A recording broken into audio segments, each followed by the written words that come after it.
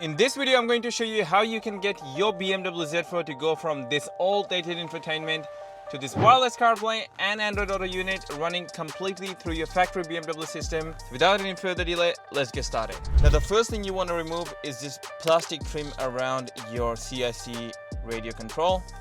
Now, in order to do that, use a very soft plastic trim tool. Don't go with any of the hard plastic trim tools. They might damage your dash. This is not a very hard dash. It's better to stick to something soft.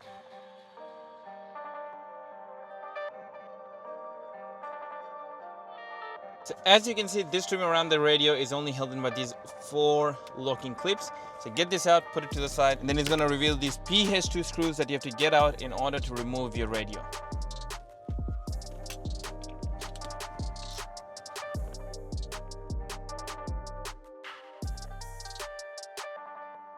After removing those 4 PH2 screws, you'll see that has released the radio.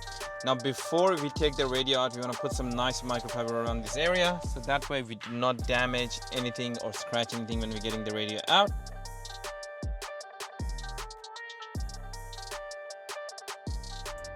Now, I feel like there's not enough room here to get this radio out nicely without actually damaging anything. So what I'm going to do now is remove this panel around here. Now, in order to take this panel out, you have to remove the Torx bits underneath here, as well as there's a couple of screws there that you can get access to. And from memory, you might have to pop that panel out, and there's 1 screw there. And that allows you to release this whole trim around here, giving you more space to remove your radio. Now, once you pop this panel out, there's 2 connections from behind that you have to undo. Be very careful with them. These are very easy to break.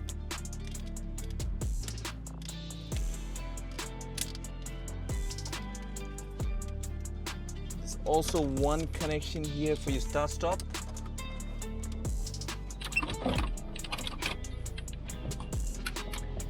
You can see on the back of the trim there was 1 for your start-stop button and then 2 for your climate control here.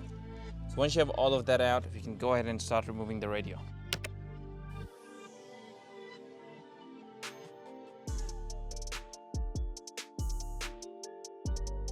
That is your main power connector that you have to remove, and then followed by a few of these coax cables.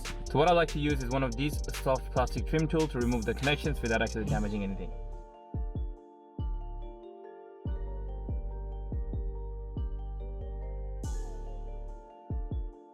This here is your CIC radio. This is what we're gonna be intercepting for our CarPlay signal.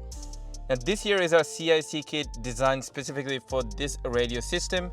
And this here is everything you get when you buy the DIY kit from us. It is your main display interception cable. It is the main power harness, my Wi-Fi antenna, the mounting tape, an external mic if you needed one. Alright, now in terms of your power kit for your CIC, what you have to do is go through this panel here. You'll see 1 connection that goes in here. It's a T-harness.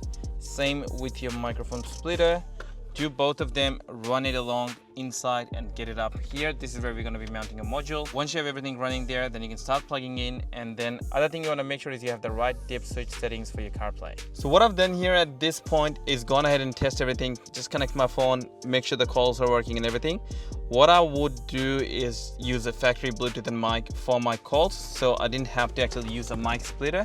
What I'm actually going to do instead is plug in the new mic that's only going to be used for your voice commands, such as your Hey Google, Hey Siri, whatever you use.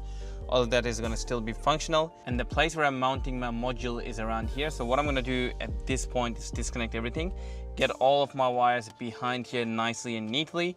Make sure all of these connections that's not getting used are getting taped up nicely. Once everything is in, plug everything in. In my case, the dip switch setting was all on high. So 1, 2, 3, 4, 5, all up.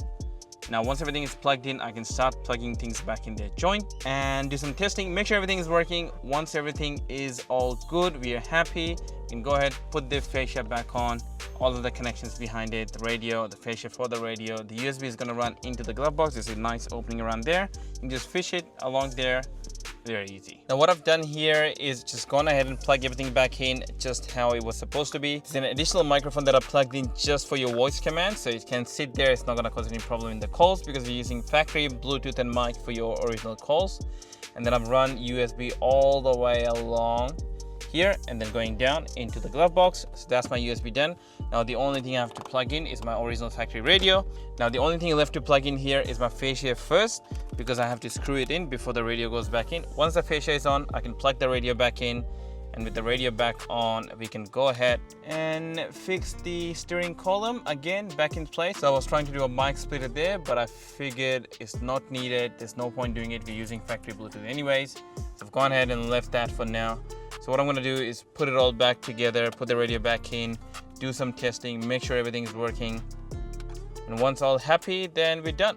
So you guys can see everything is connected. Now the only setting you would have to do is when you go into your CarPlay box, which you do by pressing and holding on this menu button here. So once you go in there, go to the very end, select car settings, make sure you select it on factory camera for your factory sensors to work. Keep going down in there and you will see an aftermarket microphone.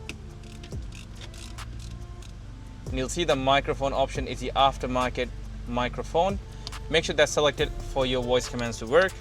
With that, you can go into the next part, which is going into the system settings, factory mode, phone link settings there. All three of them ticked on, enabled, and then if yours is a left-hand drive car, you don't need to tick on the second option, you can leave it off. You go back, click apply, come back to it, and just click reboot. Once the reboot is done, you can go ahead and connect back into your CarPlay or Android Auto in this case, and it brings you back here. Now this here fully functional with your steering wheel control, all of the functions working, sound, changing tracks, answering calls, volume, everything. Whatever you think of, still gonna work just like it did before. Now if you guys want to buy this system, you can buy it on www.westernautocustoms.com.au. It's a full DIY friendly system, comes with a full installation guide as you saw in the video. And if you got any questions, you can send me on info@westernautocustoms.com.au, or you can simply send me a text or call me on 0475 469 577 to see how I can help you with your car. Peace.